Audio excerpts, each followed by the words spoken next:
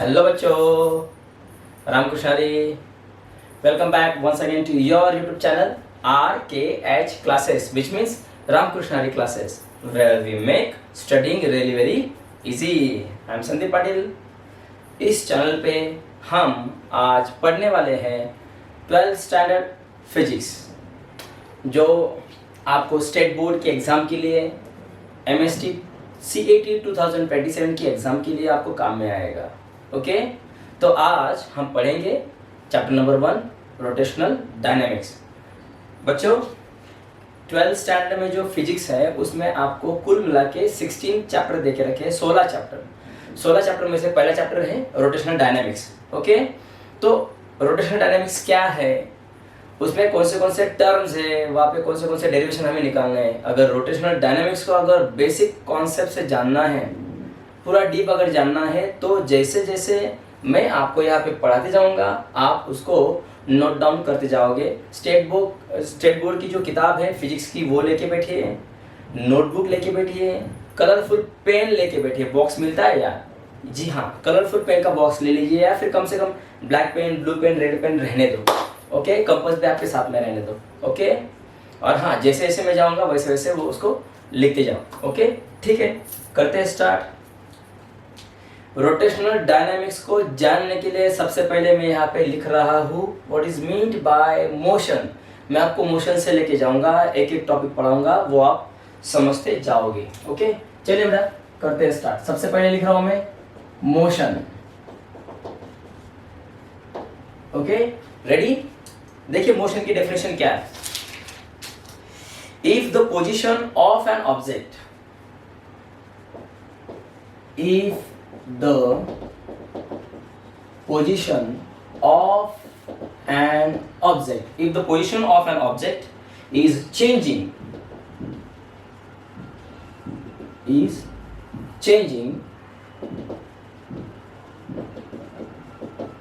with respect to the surroundings, ध्यान दीजिएगा बेटा, then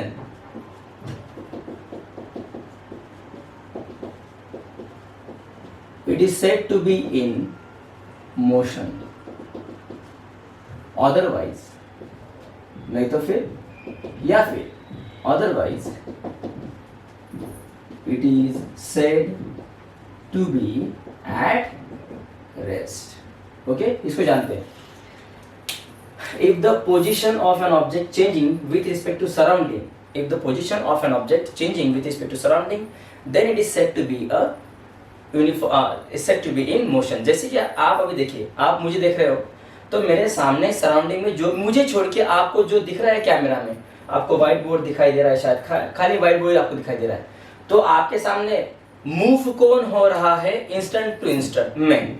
सो मुझे ऑब्जेक्ट मान के चलिए, I am changing my position instant to instant with respect to the board. तो बोर्ड आपके लिए क्या हो गया, सराउंडिंग। 11th के लैंग्वेज में अगर बोलोगे तो फ्रेम ऑफ रेफरेंस पढ़ा था हमने, inertial frame of reference, non inertial frame of reference पढ़ा था हमने, है ना। लेकिन फिलहाल के लिए यहाँ पे क्या बोलोगे, जो स्टेबल है, जो ऑब्जेक्ट आप मोशन में दिखा रहे हो, वो कुछ तो आपने वहाँ पे रेफरेंस पॉइंट वहाँ पे लिया है, तो आपने यहाँ पे रेफरेंस किसको माना है, जो स्टेबल है उसे आप रेफरेंस बोल रहे हो, वही this is known as a surrounding. तो आप क्या देख रहे हो यहाँ पे, बोर्ड के सामने मैं क्या आ रहा हूँ, मूव। तो डेफिनेशन लगा, मुझे ऑब्जेक्ट मानो, if the position of the object is changing with respect to surrounding, then it is said to be in motion, otherwise not। अगर मैं जगह से हिल ही नहीं रहा हूं तो I am said to be the stable, like that। okay I hope you all are understood। okay समझ गया। तो ये मोशन की बात हो गई। if the object changing its position instant to instant, या फिर with respect to surrounding आप बोल सकते हो, this is known as the motion। तो यार आपने आपके डेली लाइफ में ऐसे बहुत सारे एग्जाम्पल होते हैं, जैसे कि फैन रोटेट हो रहा है, फैन का घूमना है, कोई पैदल जा रहा है, जैसे कि मैं अभी यहाँ पे ये मूव हो रहा हूँ, यहाँ पे इधर से उधर जा रहा हूँ, है ना। कोई बस जा रही है, या फिर कोई मोटरसाइकिल में कोई बंदा जा रहा है। So this all are called as the motion. तो मोशन के बहुत सारे टाइप होते हैं, linear motion, circular motion, rotational motion, vibrational motion, etcetera etcetera. Okay लेकिन मैं अभी यहाँ पे लिखने वाला हूँ 3 टाइप के मोशंस। देखिए आगे, देखिए यहाँ तक बात समझ में आई। मैं आगे जा रहा हूँ, टाइप्स ऑफ मोशन। हमें रोटेशनल डायनेमिक्स को समझना है, इसलिए ध्यान दीजिए, ये सारी चीजें हमने पढ़ी हुई है। टाइप्स ऑफ मोशन जैसे मैं यहाँ पे ले रहा हूँ लीनियर मोशन, लीनियर मोशन, इसे रेक्टिलिनियर मोशन भी कहा जाएगा, लीनियर मोशन। नंबर सेकेंड पे ले रहा हूं सर्कुलर मोशन, जो हमारे टॉपिक से रिलेटेड है, और लास्ट में ले रहा हूं रोटेशनल मोशन। यहां तक बात समझ में आई? आगे क्या बोलोगे? डैश डैश डैश एटसेट्रा इत्यादि, ऐसे बहुत सारे तरीके की क्या होते हैं, टाइप्स ऑफ मोशन होते हैं, linear motion, circular motion and rotational motion. तो सबसे पहले मैं लिखने जा रहा हूं लीनियर मोशन। ध्यान दीजिएगा बेटा, आपको लिखना है नोटबुक पे। अगर आउट ऑफ मार्क्स लाने हैं बेटा तो सुनो मेरी बात, जैसे मैं पढ़ाऊंगा वैसे पढ़ो। Linear motion, okay. देखिए लीनियर मोशन की क्या डेफिनेशन है।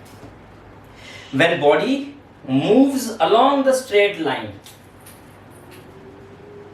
When body moves along the straight line, मान लीजिए यहाँ पे कोई तो एक बॉडी है, एक पॉइंट करके दिखाता हूँ, फिजिक्स में ध्यान में रखो, ऑब्जेक्ट कितना ही क्यों ना बड़ा रहे उसे पॉइंट सोर्स ही कहा जाएगा। मान लीजिए यहाँ पे एक ऑब्जेक्ट है, वो सीधा इस वाले साइड में जा रहा है स्ट्रेट, ओके देखो स्ट्रेट जा रहा है, तो मैं क्या बोलूंगा? When body moves along the straight line, okay, without change its direction, तो डायरेक्शन बदलेगा नहीं। When the body moves along the straight line, या फिर स्ट्रेट लाइन पाथ, पाथ म्हणजे मार्ग मराठीमध्ये, along the straight line path, then such a motion is known as linear motion. Then such a motion is known as linear motion. या तक बात ध्यान में है बेटा? अगर कोई ऑब्जेक्ट स्ट्रेट लाइन फॉलो कर रहा है, आड़ा टेढ़ा मेढ़ा नहीं जा रहा है, सीधा स्ट्रेट लाइन जा रहा है, मतलब उसके हर एक पॉइंट जो उस पॉइंट पे आएंगे लाइन पे, वो सब क्या रहेंगे? कोलिनियर रहेंगे, okay. This is known as the linear motion. अब इसके टाइप भी आएंगे लीनियर मोशन के, uniform linear motion and non uniform linear motion. आगे देखिए मैंने क्या लिखा है, आप इसे रेक्टिलिनियर मोशन भी बोल सकते हो। यहाँ पे मैं नेक्स्ट पॉइंट लिख रहा हूं आगे, इफ बॉडी कहो या फिर ऑब्जेक्ट कहो, इफ ऑब्जेक्ट कवर्स, लीनियर की बात चल रही है, equal distances, equal distances in equal, last तक वीडियो देखिएगा बेटा, इक्वल इंटरवल ऑफ टाइम, तभी तो समझ में आएगा ना, equal interval of time, then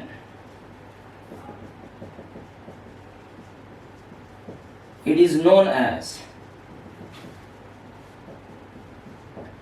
uniform linear motion. इसका मतलब क्या क्या पता है? मान लीजिए कोई ऑब्जेक्ट है, ए करके ऑब्जेक्ट पॉइंट ए पे है, वो सीधा स्ट्रेट जा रहा है, तो लीनियर मोशन हो गई। अब मान लीजिए टी इतने टाइम में, टी आप 5 मिनट पकड़ सकते हो, 5 सेकेंड ले सकते हो, आप कुछ भी ले सकते हो। मान लीजिए मैं अगर 5 सेकेंड का बल्ज बना लूं, t is equal to 5 second, okay. तो इस 5 सेकेंड में ये ऑब्जेक्ट स्ट्रेट जा रहा है 10 मीटर, मान लीजिए b तक आ गया, और कुल मिला के 10 मीटर का डिस्टेंस उसने यहां से कवर किया है। तो इसका स्पीड क्या हो जाएगा? Distance upon time, 10 metre divide by 5 second, क्या हो जाएगा? 5 2 जा 10, सो 2 मीटर पर सेकेंड से जा रहा है। तो हर एक 5 सेकेंड में वो कितना जा रहा है? 10 मीटर। c तक आ गया, उसने भी 10 मीटर ही डिस्टेंस कवर किया है, t is equal to 5 second. So each equal interval of 5 second, it covers, the object covers 10 metre of distance. तो देखो, तो अगर आप हर एक की स्पीड अगर निकालोगे तो सेम आएगा, 2 metre per second, 2 metre per second, 2 metre per second. यही इसका अर्थ होता है। If object covers equal distances in equal interval of time, then it is said to be uniform linear motion. अब इसके अपोजिट में ले लो, पहले एक काम करो, वीडियो पॉज करो, इतना लिख लो बेटा प्लीज, ओके हो गया। अब मैं काम करता हूं, इसी को यहां से मैं मॉडिफाई कर देता हूं। If object cover equal distance था, तो मैं क्या करूंगा अभी? If object covers unequal distance, unequal distances, लेकिन टाइम तो आपको इक्वली पकड़ना पड़ेगा ना, तभी तो जाके आपको समझेगा कि ऑब्जेक्ट हर एक कांस्टेंट टाइम में इक्वल डिस्टेंस कवर कर रहा है या नहीं कर रहा है, तो आपको यहाँ पे इक्वल इंटरवल ऑफ टाइम लेना ही पड़ेगा। If object covers unequal distances in equal interval of time, then it is said to be a non-uniform, then it is known as non-uniform linear motion। जैसे मान लीजिए इस 5 सेकेंड में उसने 10 metre travel किया, next 5 second में उसने 30 metre distance travel किया। देखो तो टाइम इंटरवल सेम है, लेकिन डिस्टेंस जो नाप रहा है यहाँ पे, पहले 5 सेकेंड में 10 किया था 10 मीटर, और दूसरे 5 सेकेंड में 30 मीटर जा रहा है, अगले 5 सेकंड में और चेंज कर देगा, अगले वाले 5 सेकंड में और चेंज कर देगा। तो क्या बोलोगे? If the object covers unequal distances in equal interval of time, then it is known as non uniform linear motion. यहां तक बात ध्यान में बेटा। क्या पढ़ रहे हैं हम लोग? मोशन की डेफिनेशन पढ़ी, उसके बाद टाइप्स ऑफ मोशन, 3 मोशन के टाइप्स लिए हैं, linear motion, circular motion and rotational motion. Linear motion में हमने क्या बोला कि when the object moves along the straight line path, अगर वो सीधा जा रहा है straight, this is known as linear motion. उसमें भी अगर वो इक्वल डिस्टेंस कवर कर रहा है इक्वल टाइम इंटरवल में, then it is said to be linear motion. और अनइक्वल डिस्टेंसेस कवर कर रहा है इक्वल इंटरवल ऑफ टाइम में, तो क्या बोलोगे? Non uniform linear motion. यहां तक बात आपको ध्यान में आ गई है? इतना लिख लो बेटा, मैं इसको साफ कर देता हूं। ओके, नेक्स्ट पॉइंट देखिए। अभी लीनियर मोशन का ही पॉइंट लिख रहा हूं, जरा गौर से दिमाग को जरा जोर दीजिए। अब आप 12th साइंस में हो, आपने 11th कंप्लीट किया, 10th कंप्लीट किया, 9th कंप्लीट किया, 8th कंप्लीट किया। मैं 8th स्टैंडर्ड से बात कर रहा हूँ, 8, 9, 10th, 11th, 4 साल वहाँ पे आपने लीनियर मोशन पढ़ा था यार। 9th स्टैंडर्ड स्टेट बोर्ड में laws of motion chapter number 1 से लेके बहुत सारे चैप्टर जो आ गए थे ना, वहाँ पे लीनियर मोशन ही देके रखा है। माफ कीजिएगा। अब मैं यहाँ पे उसका ही पॉइंट लिख रहा हूँ, टर्म्स इन लीनियर मोशन। जरा गौर कीजिए, लीनियर मोशन में कौन से फॉर्मूले आपने पढ़े थे? सबसे पहले पढ़ा था आपने स्पीड, बराबर है बच्चों, स्पीड आपने पढ़ा था। फिर उसके बाद में वेलोसिटी आपने पढ़ा था। बच्चे बोलेंगे सर स्पीड और वेलोसिटी सेम ही होता है। हाँ, फर्क होता है, उसमें थोड़ा बहुत फर्क होता है। कैसे? डिपेंड्स ऑन द सिचुएशन, उस पर ही बात करेंगे। स्पीड था, वेलोसिटी था, और क्या पढ़े थे? डिस्टेंस के बारे में पढ़े थे। जी सर। डिस्प्लेसमेंट के बारे में पढ़े थे। मैं पॉइंट पे ही हूँ, हम लोग 12th से भटके नहीं हैं। 12th में चैप्टर नंबर 1 रोटेशनल डायनामिक्स जो है, उसी का ही सारा मटेरियल हम कलेक्ट कर रहे हैं। जी हाँ, ध्यान दीजिए। स्पीड पढ़ा था, वेलोसिटी पढ़ा था, डिस्टेंस पढ़ा था, डिस्प्लेसमेंट पढ़ा था। बताते जाओ। उसके बाद में क्या पढ़ा था? स्पीड अपॉन टाइम क्या तो क्या निकलता है? एक्सेलरेशन पढ़ा था। जी सर। न्यूटन्स के लॉज पढ़े थे, न्यूटन्स लॉज ऑफ मोशन।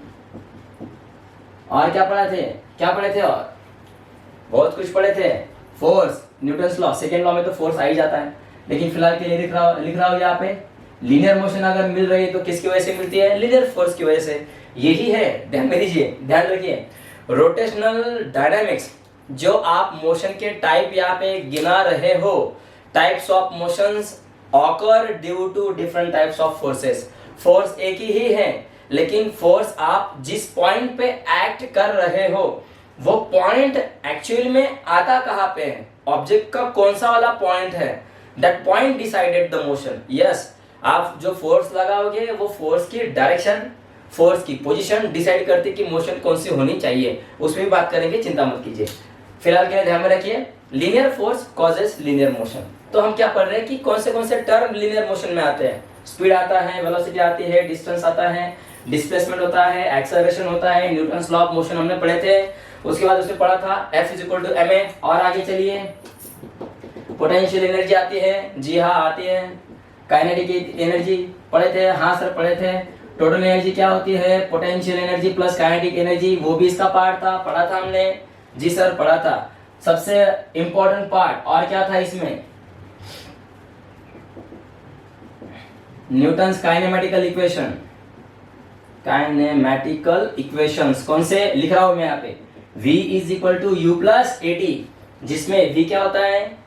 अगर ऑब्जेक्ट लीनियर मोशन में है तो आप क्या बोल सकते हो उसको? लीनियर वेलोसिटी बोलो, लीनियर स्पीड बोलो। ये क्या हो जाएगा फिर? Initial velocity. ये ऑब्जेक्ट U क्या होता है? ऑब्जेक्ट की इनिशियल वेलोसिटी। V क्या होती है? Final velocity. A क्या होता है? Linear acceleration. और T क्या होता है? टाइम इंटरवल होता है।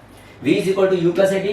नेक्स्ट वाला क्या था, x is equal to u t plus half a t square. x क्या दिखाता है लीनियर में, डिस्टेंस, u इनिशियल वेलोसिटी, ये बाकी आपको पता है। s is equal to u t plus half a t square and then last में था v square is equal to u square plus twice a into s, है ना। ये तीसरा वाला एक फॉर्मूला था, ग्राफिकल मेथड से भी हमने उसको सॉल्व किया था 9th स्टैंडर्ड में। तो इतनी सारी चीजें, इतने सारे टर्म्स कहाँ पे आए थे, लीनियर मोशन की जब हम पढ़ाई करते हैं तो उसमें इतने सारे टाइप आते हैं। मोमेंटम भी आता है इसमें, लीनियर मोमेंटम खत्म नहीं हुआ है वो। ये क्यों गिरा रहा हूँ पता है मैं, क्योंकि ये पढ़ना है रोटेशनल डायनेमिक्स में, तो उसके लिए इसका ये कलेक्शन पता होना जरूरी है। Linear momentum mass into velocity होता है, linear momentum, dash dash dash etcetera, बहुत सारी चीजें, बहुत सारे टर्म्स हमने इसमें पढ़े थे। आने वाले हैं अभी 12th साइंस में जब चैप्टर नंबर 1 चालू करेंगे ना तो उसमें आएंगे बेटा। हाँ ओके, यहाँ तक बात ध्यान में आई बेटा, वाह दैट्स गुड। तो आगे चलते हैं। एक बात ध्यान में रखना, लीनियर मोशन क्यों आया, लीनियर फोर्स की वजह से। तो आप यहाँ पे एक पॉइंट कर सकते हो आईएमपी करके, लीनियर फोर्स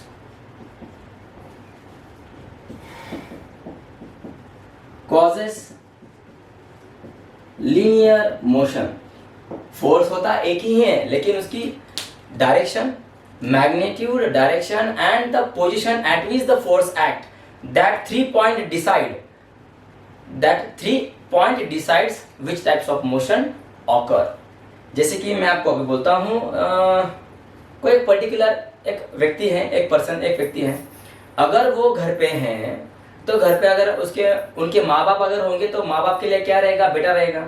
अगर वो व्यक्ति कोई टीचर है या फिर कोई शिक्षक है, पढ़ाने गए तो फिर बच्चों के लिए क्या रहेंगे, टीचर रहेंगे, शिक्षक रहेंगे।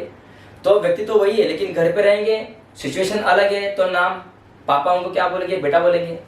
अगर वही टीचर अगर स्कूल में जाएंगे तो क्या बच्चे उनको बेटा बोलेंगे क्या नहीं बोलेंगे, बच्चे क्या बोलेंगे, सर, गुरुजी, है ना, या फिर सर बोलेंगे, गुरुदेव बोलेंगे। वो पिछली वाले मतलब पुरानी वाली प्रथा होगी, वो आप सर बोलोगे।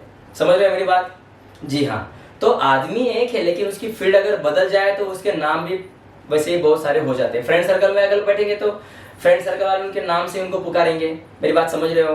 बस आपको वही ध्यान में रखना है। फोर्स भी वैसे ही है, फोर्स सेम ही है, उसके पास डायरेक्शन है, वेक्टर क्वांटिटी है, डायरेक्शन और मैग्नीट्यूड है, लेकिन आप उसको लगा कहाँ पे रहे हो, दैट इज द मैटर। जिस पॉइंट पे आप उसको लगाओगे वो पॉइंट डिसाइड करेगा कि लीनियर मोशन लाना है, सर्कुलर मोशन लाना है या फिर रोटेशनल मोशन लाना है। लीनियर मोशन में उसका नाम क्या रहेगा, सिंपली फोर्स।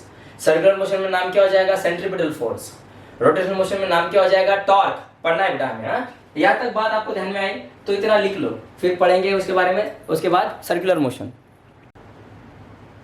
चलिए नेक्स्ट पढ़ते हैं।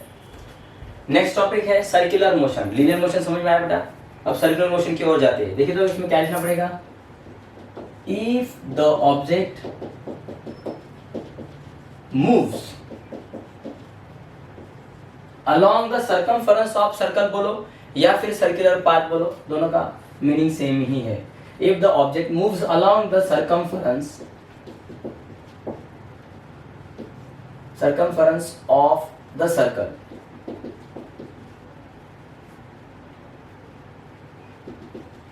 with some speed, कुछ उसका स्पीड वहां पे है, या फिर डायरेक्ट लिखो circumference of the circle, then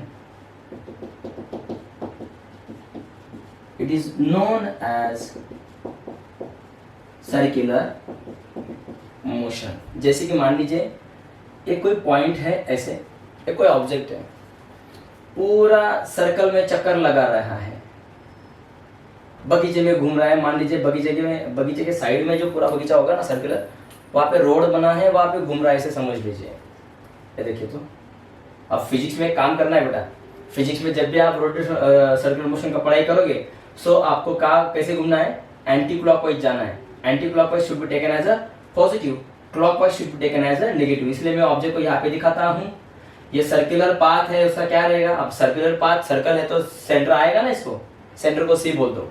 अगर कोई ऑब्जेक्ट सर्कल में घूम रहा है, सर्कल के अंदर नहीं, सर्कल के बाहर नहीं, सर्कल का जो सर्कमफरेंस होता है उसमें अगर घूमेगा तो वो कहलाएगा circular motion. If the object moves along the circumference of the circle then it is known as circular motion.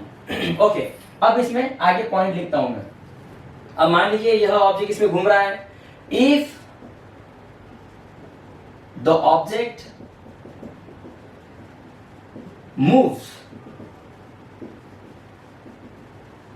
With a constant speed.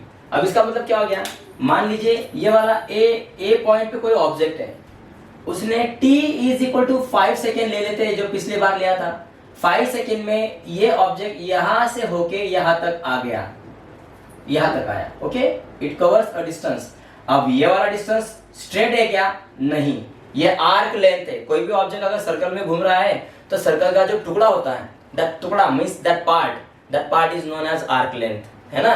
तो आर्क लेंथ बोलो या फिर डिस्टेंस बोलो, 9th में आपने डिस्टेंस और डिस्प्लेसमेंट की व्याख्या पढ़ी थी। कोई चिंता मत करो, मैं आपको पढ़ा दूंगा इधर। डिस्टेंस का होता है एक्चुअल पाथ। डिस्टेंस की व्याख्या क्या होती है, actual path travel by the particle, जो रियल में उसने कवर किया होता है। देखिए अभी ये ऑब्जेक्ट ए से लेके बी तक गया, तो रियल में गया है क्या, जी हाँ, real path, actual path travel by the particle, this is known as the distance. तो देखिए तो, और डिस्टेंस क्या होता है, scalar quantity, it does not depends on the direction. Distance direction पे डिपेंड नहीं है, वो एक्चुअल डिस्टेंस होता है। Actual path travel by the particle is known as the distance. So A से लेके बी तक, मान लीजिए वो ए से लेके बी तक गए और उन्होंने 10 मीटर का डिस्टेंस कवर किया, तो नेक्स्ट 5 सेकेंड में भी कितना कवर करेंगे, नेक्स्ट 5 सेकेंड में भी 10। सी तक डी तक आ जाएंगे, सी यहाँ पे दिया ना मैंने। सो डी से हो गया अगेन ई तक आ गए, ई से हो गया अगेन ए तक आ गए। तो हर एक टाइम इंटरवल कितना था, 5 सेकेंड का। हर एक टाइम सेकेंड इंटरवल कितना लिया हमने, 5 सेकेंड का। और डिस्टेंस कितना कवर कर रहे हैं, 10 मीटर 10 मीटर 10 मीटर, इतने कवर कर रहे हैं ना। तो स्पीड का क्या फॉर्मूला होता है, speed is equal to distance upon time. 10 metre divide by 5 second, मतलब 5 सेकेंड में 10 मीटर चल रहे हैं, मतलब 1 सेकेंड में 5 मीटर 2 मीटर का डिस्टेंस कवर कर रहे हैं। 2 मीटर पर सेकेंड का क्या हो गया उनका speed.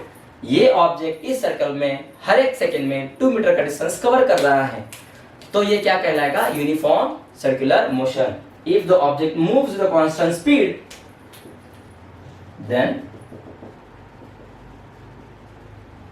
It is known as, ये आपको समझने के लिए किया था मैंने यहाँ पे, okay, then it is known as uniform circular motion. सब पढ़ना है हमें, डीपली पढ़ना है चैप्टर में, यूनिफॉर्म सर्कुलर मोशन। अब इसके एग्जैक्ट अपोजिट में क्या बोलोगे, if the object do not, क्या लगाओगे, do not move with constant speed, then it is known as non-uniform circular motion, non-uniform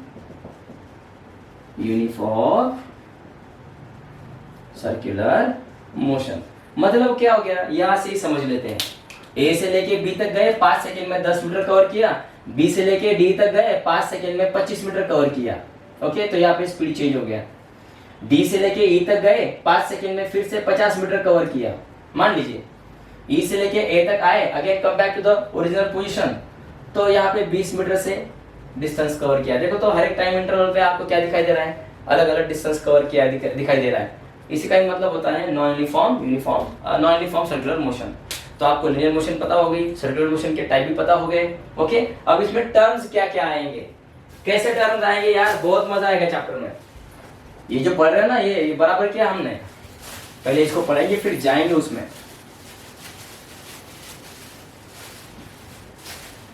तो जैसे टर्म आपने लिखा था, distance, displacement, speed, velocity, force, momentum, potential energy, kinetic energy, linear की बात कर रहा हूं मैं। वैसे ही अगर ऑब्जेक्ट यहाँ पे सर्कुलर मोशन में घूमेगा तो इसके टर्म्स कौन से होंगे, टर्म्स या फिर क्वांटिटी, है ना। Terms in circular motion. Okay, कौन से टर्म बोलेंगे, देखिए एक तो v is equal to are omega, एक फॉर्मूला इसमें आता है। v का मतलब होता है tangential velocity, means linear velocity.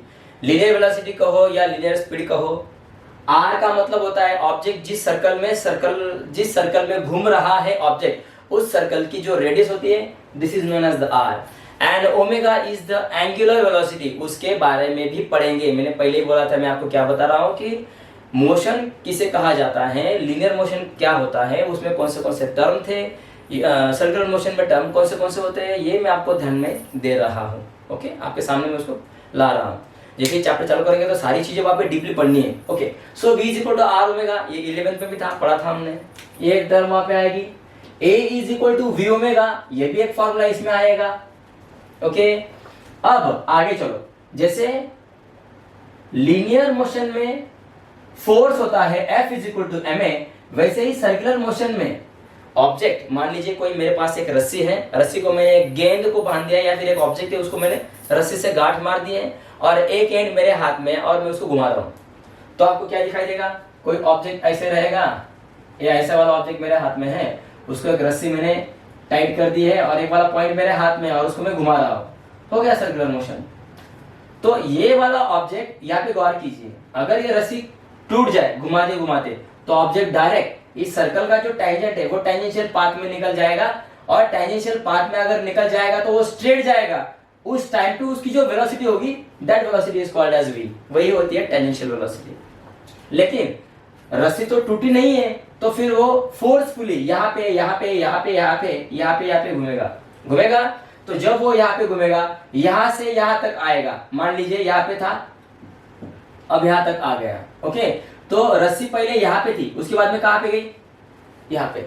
और अगर कोई ऑब्जर्वर, मतलब जो उसको घुमा रहा है, वो अगर सेंटर पे हो, तो पहले वो यहाँ पे देखेगा, और कुछ समय बाद वो यहाँ पे देखेगा। मतलब क्या करेगा? वो उसके एंगल ऑफ विजन को चेंज करेगा। सो यहाँ पे जो आप चेंज देखोगे, that change is called as theta, और यही थीटा होता है एंगुलर डिस्प्लेसमेंट। समझे? तो सर्कुलर मोशन में एक पॉइंट एक्स्ट्रा आया, एंगुलर डिस्प्लेसमेंट। वहां पे लीनियर डिस्प्लेसमेंट था ना, तो यहाँ पे एंगुलर डिस्प्लेसमेंट होता है। एंगुलर डिस्प्लेसमेंट का अर्थ क्या हो गया कि विद इन टाइम इंटरवल कितने एंगल से वो ऑब्जेक्ट सर्कल में एक पॉइंट से होके दूसरे पॉइंट तक गया। Okay, how much magnitude of angle will be obtained when the object travels from point A to point B at some time. So theta upon time अगर किया, जैसे हमने डिस्प्लेसमेंट अपॉन टाइम किया तो क्या मिलता है? Linear velocity. तो वैसे एंगुलर डिस्प्लेसमेंट अपॉन टाइम अगर किया तो क्या मिलेगी? Angular velocity. तो वो ओमेगा से दिखाई जाएगी। सब आगे पढ़ेंगे, चिंता मत करो बेटा, ये आपको समझने के लिए कर रहा था मैं। ओके, तो सेंट्रीपिटल फोर्स। अब इस रस्सी ने क्या किया? यहां से उसको खींच के यहां तक लेके गया, और आगे खींच के कहां पे लेके जाएगा? आगे। So in this way it perform circular motion. तो मोशन किसकी वजह से हो रहा है? रस्सी में जो बल है उसकी वजह से हो रहा है। तो रस्सी में जो बल है, दैट बल is called as centripetal force, और इसका फॉर्मूला होता है mv²/r, जो बना है F is equal to ma से। पता है हमें, 10th में किया था ना न्यूटन सेकेंड लॉ को, इसको हमने ट्रांसफर किया था। कैसे पता है? F is equal to mass into acceleration. Mass same था, एक्सेलरेशन की वैल्यू क्या पुट की थी आपने? v omega. देखो ऊपर लिखा है मैंने। और उसके बाद हमने ओमेगा को शिफ्ट किया था। ओमेगा का एक और फॉर्मूला होता है, क्या? v/r। और अगर मैं m into v into omega को v/r अगर लिख दूं तो क्या मिलेगा? m v क्या हो जाएगा? v², और डिवाइड में क्या आएगा? r। सो यहाँ पे सेंट्रीपिटल फोर्स का फॉर्मूला क्या बनता है? mv²/r।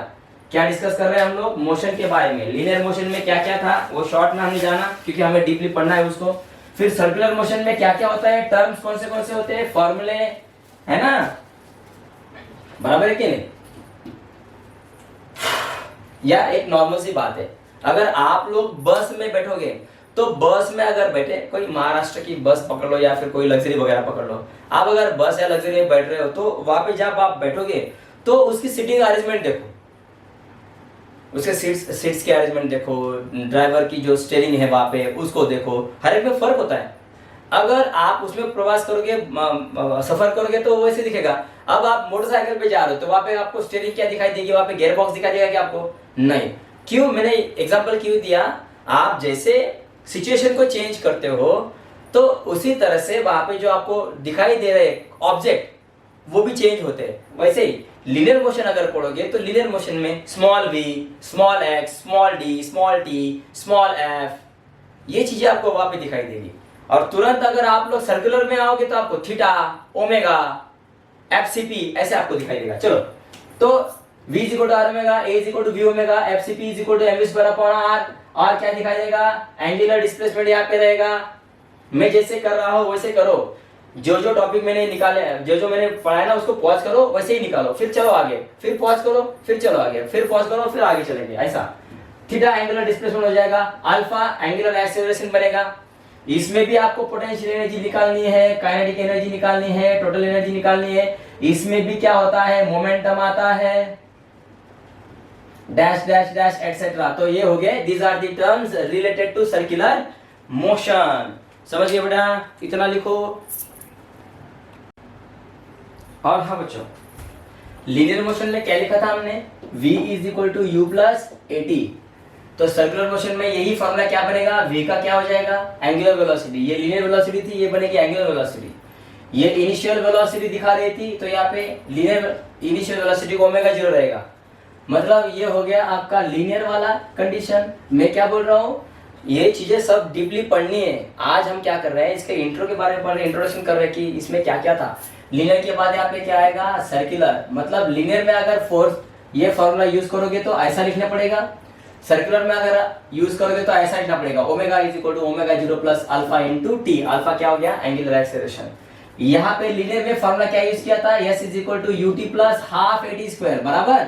तो सर्कुलर में क्या हो जाएगा, एस का क्या बनेगा, थीटा, क्योंकि ऑब्जेक्ट कहाँ पे घूम रहा है, सर्कल में। तो ऑब्जेक्ट क्या बनाता है, हमेशा एंगल बनाता है। यहाँ पे लीनियर डिस्प्लेसमेंट आपको एस से दिखाना पड़ेगा, यहाँ पे एंगुलर डिस्प्लेसमेंट थीटा से दिखाना पड़ेगा।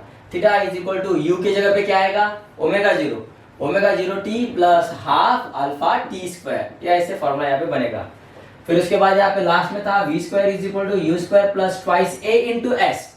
और यहाँ पे क्या लिखोगे, वी की जगह पे क्या करोगे, ओमेगा स्क्वायर, यू की जगह पे क्या करोगे, omega 0 square plus 2 times of A की जगह पे अल्फा और एस की जगह पे थीटा। तो यहाँ पे ये डिफरेंस इसमें है।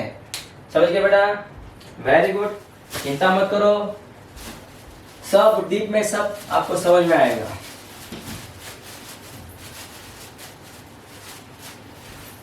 वाह। फिर अब उसके बाद आगे, अब लास्ट में आते हैं रोटेशनल मोशन की ओर। बच्चे बोलेंगे सर ये रोटेशनल मोशन, रोटेशनल डायनामिक्स तो नहीं, नहीं, फर्क है, बोलता हूं मैं। रोटेशनल मोशन ये गति के बारे में दिखा रहा है, ध्यान में रखो। बोलूंगा मैं, पहले मुझे इतना लिख के दो, पहले मैं इतना लिखता हूं, फिर बोलता हूं मैं रोटेशनल डायनामिक्स और रोटेशनल मोशन में फर्क क्या है। ओके, रोटेशनल मोशन की यहाँ पे डेफिनेशन है, मैं लिख के दे रहा हूं। When a rigid body moves, when a rigid body moves. अब बच्चे बोलेंगे सर रिजिड, रिजिड का मतलब क्या होता है, हार्ड। तो फिजिक्स के लैंग्वेज में तो आप हार्ड बोल सकते हो, लेकिन रिजिड का अर्थ यहाँ पे क्या लोगे, इसका अर्थ रहेगा इलास्टिक बॉडी। क्या पकड़ोगे, इलास्टिक बॉडी, प्लास्टिक बॉडी नहीं। इलास्टिक बॉडी वही होती है इफ वी, मान लीजिए कोई फुटबॉल मेरे पास है, फुटबॉल को अगर मैं यहाँ से प्रेस कर रहा हूं, तो जहां से आप फुटबॉल को प्रेस करोगे तो उतना वाला हिस्सा क्या हो जाएगा, उसका बेंड हो जाएगा फुटबॉल का। मान लीजिए इतना हिस्सा उसका बैठ गया, क्योंकि इलास्टिक बॉडी है, आपने उसको प्रेस किया तो वो इतना डिफॉर्म हो गया, अब उसका शेप तो चेंज हो गया। ओके, अगर आप यहाँ से आपका जो बल लगाया था वो अगर निकाल लोगे, then body will regain its original shape and size, again उसके शेप एंड साइज में तुरंत आ जाएगा। So this is known as elastic body and that elastic is said to be rigid body. तो रिजिड का अर्थ यहाँ पे ऐसे है। अगर यहाँ पे मैं अगर ये एग्जांपल अगर चेंज कर दूं, अगर यहाँ में कोई मड़ वगैरह फिर जो होता है ना मड़, अगर मैं उसको ले लूं, अगर मैं उसको प्रेस करूं तो ये क्या हो जाएगा, बैठ जाएगा ऐसे। आप प्रेस करो तो बैठ जाएगा, आपने बल निकाल भी लिया तो भी बॉडी परमानेंटली डिफॉर्म हो जाएगी। समझ रहे हो, तो वो प्लास्टिक हो जाएगी। वैसी बॉडी रोटेशनल मोशन की एग्जांपल नहीं बन सकती। रिजिड का मतलब क्या हो गया, elastic body. Okay, when a rigid body, जो डिफॉर्म नहीं हो पाएगी बल लगाने के बाद भी। When a rigid body moves, when rigid body moves in such a way that, in such a way that all it's particle, उसके जितने भी सारे पार्टिकल्स हैं, ऑल इट्स पार्टिकल परफॉर्मिंग, या फिर moves around the circle, all it's particles, ये भी चलेगा, it's particle performing circular motions, और पार्टिकल सर्कुलर मोशन परफॉर्म करेंगे, नोन एज, हाँ सर्कुलर मोशन में आएंगे, लेकिन वो पार्टिकल जब सर्कुलर मोशन में घूमेंगे तो एक फिक्स पॉइंट के आजू बाजू में घूमेंगे ना, तो फिक्स पॉइंट क्या होता है, axis of rotation. When a rigid body moves in such a way that all it's particle performing circular motion around the axis of rotation, around the axis of rotation, या फिर उसको क्या कहा जाएगा, common axis, क्या कहोगे उसको, common axis. चिंता मत करो बेटा, सब डिप होगा, नोन एज रोटेशनल मोशन। जैसे मैं आपको एग्जांपल देता हूं, मान लीजिए मेरे पास एक किताब है, ओके, ये बुक मेरे पास है, इस बुक का जो सेंटर ऑफ मास है, सेंटर ऑफ मास की डेफिनेशन भी मैं आपको लिख के दूंगा, a point at which whole mass of the body is supposed to be concentrated, this is known as the center of mass। अब इसका सेंटर ऑफ मास सेंटर में आएगा, जहां पे मैं मिडिल फिंगर वहां पे रखूंगा, देखो ये जहां पे ये स्टेबल हो जाए समझ लीजिए वो उसका सेंटर ऑफ मास वही कहीं पे तो है। एक फॉर एग्जांपल समझ लीजिए ये वाला ऐसे, आई एम सॉरी,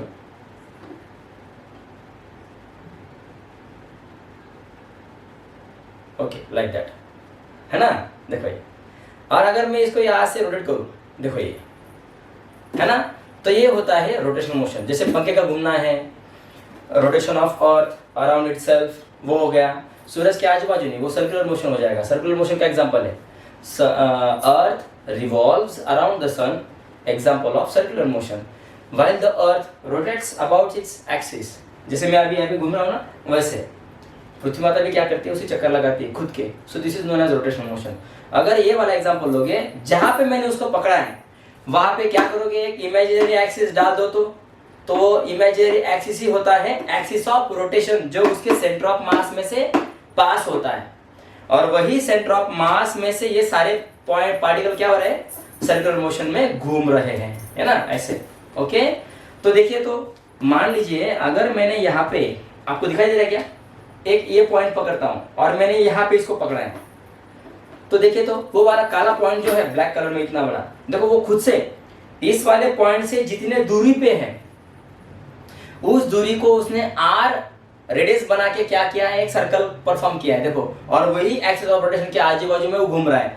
तो एक ही पॉइंट है क्या यार, ये बुक नंबर ऑफ पार्टिकल से बनी है, तो इस बुक के हर एक पार्टिकल क्या हो गए, ऑब्जेक्ट के पार्टिकल हो गए, और वही पार्टिकल जहां से वो एक्सिस ऑफ रोटेशन से वो घूम रहे हैं, है ना, तो उस एक्सिस ऑफ रोटेशन से कोई कम डिस्टेंस पे है, कोई ज्यादा डिस्टेंस पे, कोई और ज्यादा डिस्टेंस पे, तो हर एक ने जो जो दूरियां वहां पे बनाई है एक्सिस ऑफ रोटेशन से, उन्होंने उस दूरिया को क्या किया है, रेडियस मान के एक सर्कल बनाया है। तो सारे के सारे पार्टिकल उस एक्सिस ऑफ रोटेशन के आजू बाजू में घूम रहे हैं, समझ गए बेटा।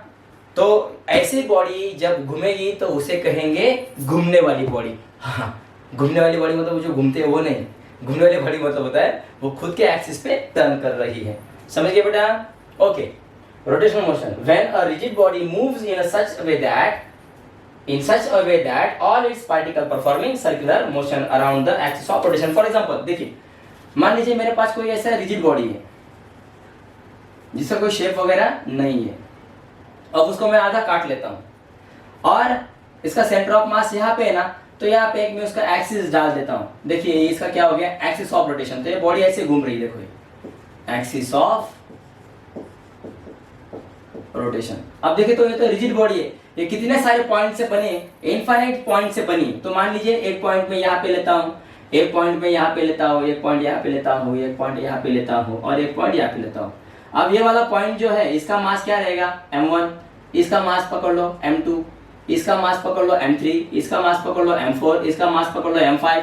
तो इसका डिस्टेंस जो है r1 को हो, इसके डिस्टेंस को एक्सिस ऑफ रोटेशन से, इसके डिस्टेंस को क्या कहोगे, r2, इसके डिस्टेंस को क्या कहोगे, r3, इसके डिस्टेंस को क्या कहोगे, r4, और इसके डिस्टेंस को क्या कहोगे, r5। तो देखो तो हर एक की रेडियस अलग अलग है। अब ये बंदा क्या करेगा, जब ये पूरा बॉडी घूमेगा तो ये उसके हिसाब से क्या बनाएगा, इसका सर्कुलर मोशन बनाए, सर्कल बनाएगा। ये भी उसके हिसाब से क्या करेगा, सर्कल बनाएगा। ये भी उसकी रेडियस के हिसाब से सर्कल बनाएगा। ये भी उसके रेडियस के हिसाब से, माफ कीजिए, रेडियस के हिसाब से सर्कल बनाएगा, रेडियस के। तो हर एक पार्टिकल क्या कर रहे हैं, उनका जो डिस्टेंस है एक्सिस ऑफ रोटेशन से, वैसे ही दूरियां बना के they all are performing circular motion. Such a motion is called as rotational motion. यही इसकी डेफिनेशन है। अब इसमें जो पैरामीटर्स आएंगे, जैसे कि लीनियर मोशन में हमने टर्म्स देखे थे, v, r, f, mass m, acceleration a, force f, potential energy, kinetic energy, वैसे ही सर्कुलर मोशन में भी हमने देखा था ना। तो इसमें भी वही आएंगे जो इसमें थे ना, v आएगा, ओमेगा आएगा, थीटा आएगा, अल्फा आएगा, लेकिन एक पैरामीटर, एक दो पैरामीटर ज्यादा आएंगे। कौन से वाले, एक तो टर्म यहाँ पे बढ़ जाएगी टॉर्क। जैसे कि लीनियर मोशन के लिए लीनियर फोर्स इंपॉर्टेंट है, सर्कुलर मोशन के लिए सेंट्रीपिटल फोर्स इंपॉर्टेंट है, वैसा ही रोटेशनल मोशन के लिए अब फोर्स का नाम बदल जाएगा। जैसे मैंने आपको उस व्यक्ति का एग्जांपल दिया था, अगर घर पे है तो किसी का बेटा है, स्कूल में जाएंगे तो टीचर है, दोस्त के साथ में बैठेंगे तो दोस्त है, वैसे ही फोर्स लीनियर अगर लगेगा तो लीनियर फोर्स F = ma है। सर्कल में अगर परफॉर्म हो रहा है तो FCP = mv²/r है। अगर वही फोर्स यहाँ पे अप्लाई किया जाए तो वो टॉर्क कहलाता है, और टॉर्क का फॉर्मूला होता है टॉर्क = I × अल्फा। ये ऐसा फॉर्मूला होता है, समझ गए बेटा। तो cause of rotational motion, cause of rotational motion is known as rotational dynamics. समझ गया अभी। रोटेशनल डायनामिक्स का मतलब होता है रोटेशनल मोशन जिसकी वजह से निर्माण हुई है, causes of rotational motion, and the study of relation between torque, moment of inertia and angular acceleration is to be studied. This is known as rotational dynamics. Okay? Rotational motion जिसकी वजह से perform हो रही है, उसके causes का पढ़ाई करना मतलब रोटेशनल डायनामिक्स। तो पॉइंट क्लियर हो चुका है, यहां तक आप लिख सकते हो। तो लास्ट वाली डेफिनेशन, अभी हम लोग पॉइंट पे आए हैं, rotational dynamics. It is the branch of physics, obviously physics पढ़ रहे तो फिजिक्स की ब्रांच है। It is a branch of physics that deals with the study of causes of rotational motion, जिसमें हम पढ़ाई करेंगे रोटेशनल मोशंस के पीछे कौन है, causes of rotational motion, rotational motion निर्माण करने वाले terms, study of causes of rotational motion, comma किसने निर्माण किया उसको, टॉर्क ने। तो टॉर्क का फॉर्मूला क्या होता है, टॉर्क = I × अल्फा। तो उनका रिलेशन कैसे आया, डेरिवेशन कैसे, उनकी पढ़ाई करना, comma relation between torque, moment of inertia जो I से दिखाया जाएगा, and angular acceleration alpha. This is known as rotational dynamic. तो यहाँ तक हम आ चुके हैं। अब दिमाग में है घूमने वाली बॉडी जो भी है उनका पढ़ाई करना है।